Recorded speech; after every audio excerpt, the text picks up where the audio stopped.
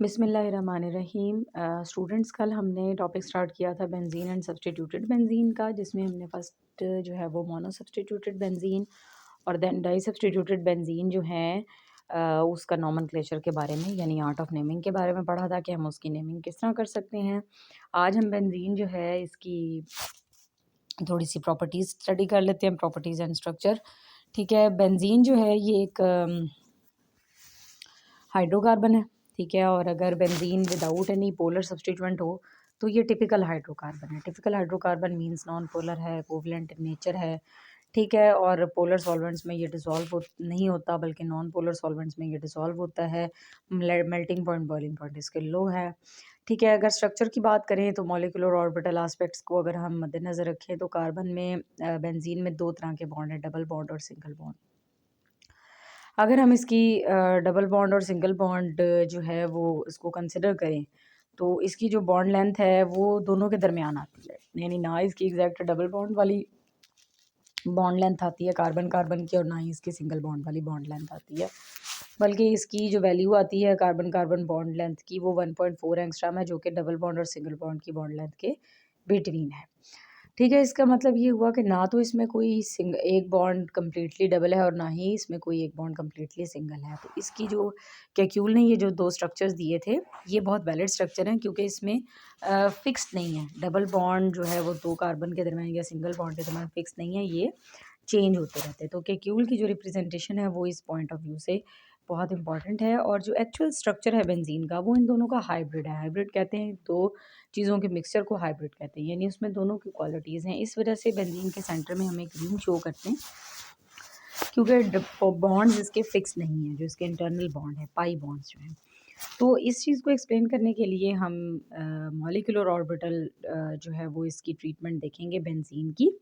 ठीक है, बेंजीन जो है वो बेंजीन की कुछ प्रॉपर्टीज़ थी जो कि कैक्यूल का स्ट्रक्चर, जो कि ये अभी ऊपर डायग्राम में आपने ये वाले देखे हैं, ये कैक्यूल के स्ट्रक्चर्स हैं। कैक्यूल का स्ट्रक्चर जो है वो बेंजीन के बारे में कुछ क्वेश्चंस थे जिनको कोई वो आंसर नहीं कर सका।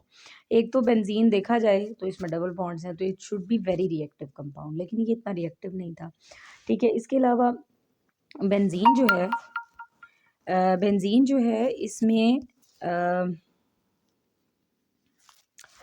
जो है वो देखने में ये नज़र आता है कि बेंजीन के दोनों कैरेक्टरिस्टिक्स हैं, इसमें डुअल कैरेक्टर है। ये देखा जाए तो ये अनसैचुरेटेड कंपाउंड है और इसमें सिर्फ एडिशन रिएक्शंस होने चाहिए, लेकिन जब एक्चुअली इसके रिएक्शंस देखे जाते हैं तो ये सब्स्टिट्यूशन रिएक्शंस भी शो करती है बेंजीन। तो ये जो चीज़ थी ये भी कैक्यूल का स्ट्रक्चर एक्सप्लेन नहीं कर सका। ठीक है, इसके अलावा इसकी लेस हीट ऑफ फॉर्मेशन और इसमें जो बॉन्ड की जो एक कार्बन कार्बन बॉन्ड की जो इक्वल लेंथ है सारे बॉन्ड्स की, ये भी कैक्यूल का स्ट्रक्चर एक्सप्लेन नहीं कर सका। तो देन फिर later on molecular orbital treatment की गई इसकी, और इसको जो है वो उसकी बेसिस पे एक्सप्लेन किया गया। तो इसमें सबसे इम्पोर्टेंट बात ये है कि इसमें जो कार्बन है वो इसकी हाइब्रिडाइजेशन जो है वो sp2 होती है।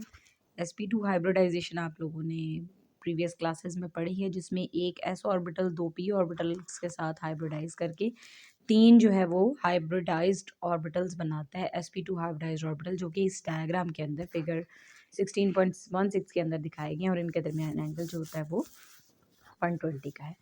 अब ये बॉन्ड्स जो है जब इसको ड्रॉ किया जाता है तो ये कार्बन कार्बन आपस में, ये देखें, ये कार्बन कार्बन ने आपस में बॉन्ड्स बना लिए हैं। ठीक है, ये इसका सिग्मा फ्रेमवर्क है।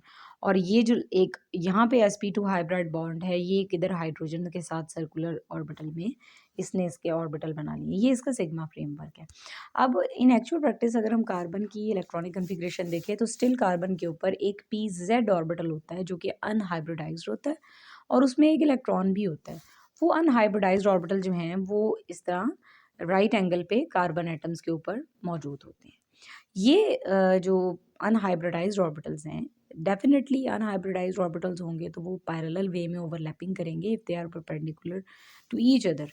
तो वो पैरेलल भी हैं और वो कार्बन के परपेंडिकुलर भी हैं, तो वो एक दूसरे के साथ जो है वो पैरेलल वे में ओवरलैपिंग करेंगे, और पैरेलल वे में ओवरलैपिंग से जो बॉन्ड बनेगा वो कौन सा होगा, से पाई बॉन्ड होगा।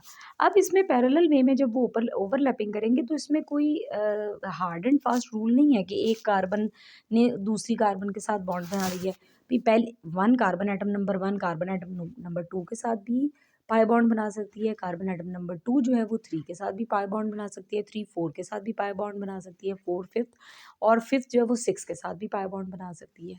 ठीक है, 5th अगेन फर्स्ट 1 के साथ पाई बॉन्ड बना सकती है। तो इस तरह से there is no any fixed rule कि ये कार्बन्स ही आपस में पाई बॉन्ड बना सकती हैं। तो एक तरफ अगर हम देखेंगे कि कार्बन एटम नंबर 1 और 2 ने आपस में पाई बॉन्ड बनाया हुआ है, तो दूसरे लम्हे 2 जो है वो 3 के साथ पाई बॉन्ड बना लेगी। अगले ही लम्हे 3 4 के साथ पाई बॉन्ड बना लेगी, 4 5th के साथ और 5th जो है वो 6 के साथ पाई बॉन्ड बना लेगी। तो इस तरह से पाई बॉन्ड जो है वो इन एटम्स के दरमियान रेजोनेट करता रहेगा। तो इस रेजोनेशन की वजह से, यानी इस रेजोनेंस की वजह से, ये जो पाई बॉन्ड की रेजोनेंस है, इसकी वजह से हम ये लोकेट नहीं कर सकते कि ये कार्बन के दरमियान जो है वो लोकलाइज्ड है bond. So this bond is this the 3 pi bonds are delocalised bond, जो कि इसकी पूरी इंटरनल इसके हेक्सागोनल रिंग के अंदर जो है वो सर्कुलेट करते रहते हैं पाई इलेक्ट्रॉन। इसकी वजह से उन्होंने जो है अबव द प्लेन और बिलो द प्लेन इलेक्ट्रॉन्स की एक शीट दिखाई है, और ये दिखाया कि ये जो बेंजीन रिंग है that is sandwiched between these 2 pi electronic clouds, एक अबव द प्लेन और बिलो द प्लेन। ये अबव द प्लेन और बिलो द प्लेन इस वजह से है कि पी जेड के 2 लोब्स हैं ना, अबव द प्लेन भी वो ओवरलैपिंग कर सकते हैं और बिलो द प्लेन भी वो ओवरलैपिंग कर सकते हैं।